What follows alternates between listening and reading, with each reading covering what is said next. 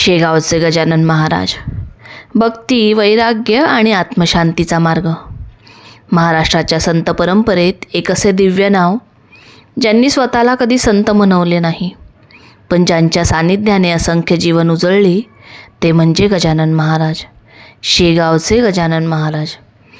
1878 साल, माघवद्य सप्तमीचा दिवस. शेगाव येथे देवीदास पातुरकरांच्या मठाबाहेर एक दिगंबर, गूढ, शांत व्यक्ती उष्ट्या पत्रवाळीवरील शिळे खाताना लोकांच्या नजरेस पडली. लोक म्हणाले, हा वेडा आहे की अवतार? पण काळाने उत्तर दिलं, तो परब्रह्मच होता. महाराज कुठून आले, कधी जन्मले, ते आजही रहस्यच आहे. पण त्यांनी दिलेला संदेश अतिशय सोपा आणि सरळ होता. देव दूर नाही, तो भक्तीत आहे. 6 फुटी सडसडीत देह, अंगावर वस्त्र नाही, पाय अनवाणी, हातात चिलीम, पण त्यात देहात बसले होते अमर्याद करुणेचे आकाश.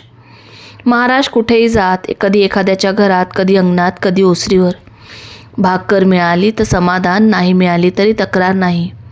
ओहळात पाणी प्यायचे, कधी 3-3 दिवस उपाशी राहायचे, पण चेहऱ्यावर कधीच असमाधान नाही.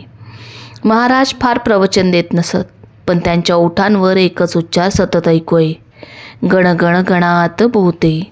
हा फक्त जप नव्हता, तो अनुभवाचा शब्द होता.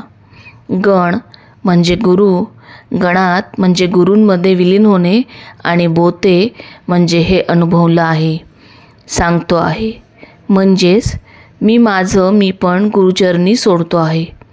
महाराजांनी मोठे मंत्र दिले नाहीत, कारण त्यांना ठाऊक होते, देव शब्दात नाही, भावात असतो.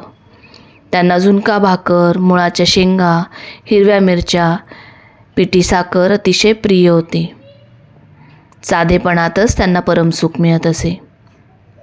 ही कथा आपल्याला शिकवते, देव शोधायला मोठे विधी, जडमंत्र किंवा दिखाऊ पूजा लागत नाही. शुद्ध मन, नम्र हृदय आणि निखळ भक्ती हेच खरं पूजन आहे.